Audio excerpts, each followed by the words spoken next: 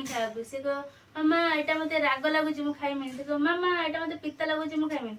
ତ ଏଇ ଯୋଉ ରାଗ, ପିତା, ମିଠା, କଷା ଏଗୁଡା କଣ କୁହାଯାଏ? ସ୍ୱାଦ କୁହାଯାଏ। କଣ କୁହାଯାଏ? ସ୍ୱାଦ କୁହାଯାଏ। ଯଦି ଆମେ ଗୋଟେ ରସଗୋଲା ଖାଇବା ତାହେଲେ ଆମକୁ କେମିତି ଲାଗିବ? ସେଟା ମିଠା ଲାଗିବ। ତାହେଲେ ଆମେ ଯୋଉ ମିଠାଟା ଆମେ କଣ ସେଟା ସ୍ୱାଦ ଜାଣିପାରିଲେ। ଯଦି ଆମେ କଲରା ଖାଇବା ତ କେମିତି ଲାଗିବ ଆମକୁ? ସେଟା ପିତା ଲାଗିବ। ତାହେଲେ ପିତାଟା କଣ ଆମେ ସ୍ୱାଦ ଜାଣିପାରିଲେ। ସ୍ୱାଦଟା କେମିତି ଜାଣୁଛନ୍ତି? ଆମ ଜିଭ ମାଧ୍ୟମରେ ଆମେ ସ୍ୱାଦ ଜାଣିପାରୁଛନ୍ତି। ଯଦି ଆମେ ଗୋଟେ ଲଙ୍କା ଖାଇବା ତାହେଲେ କେମିତି ଲାଗିବ? ରାଗ ଲାଗିବ। ରାଗ ଖାଇବାକୁ ଭଲ ଲାଗେ ତମକୁ? ମତେ ଭଲ ଲାଗେନି ଜମା ରାଗ ଖାଇବା। ତମକୁ ଭଲ ଲାଗେନି ରାଗ ଖାଇବାକୁ? ତ ରାଗ ବୋଲି ସେଟା ସ୍ୱାଦ ଜାଣିପାରିଲେ। ଯଦି ଆମେ ତେନ୍ତୁଳି ଖାଇବା କେମିତି ଲାଗିବ? ପାଟିରୁ ଲାଳ ଆସିଲାଣି। ତେନ୍ତୁଳି ଖାଇଲେ କେମିତି ଖଟା ଲାଗେ। ତ ଏଟା କଣ ଆମେ ଖଟା ବୋଲି ସ୍ୱାଦ ଜାଣିଲେ। କଷା କୋଉଟା ଯେମିତି ଲାଗେ? ଧର କଷି ପିଜୁଳି ଗୋଟେ ଆମେ କାମୁଡି ଦେଲେ ସେଟା କଣ କଷା ଲାଗେ।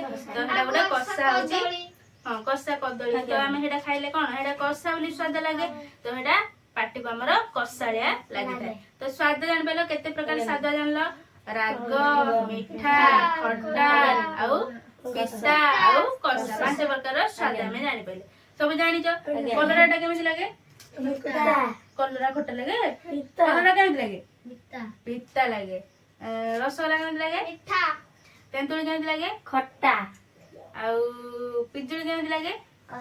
ପିଜୁଳି କାହିଁକି କଷା ଲାଗିବ? ପାଚିଲା ପିଜୁଳି ତ ମିଠା ଲାଗେ ନାଇଁ କି? ଆମ୍ବ କେମିତି ଲାଗେ?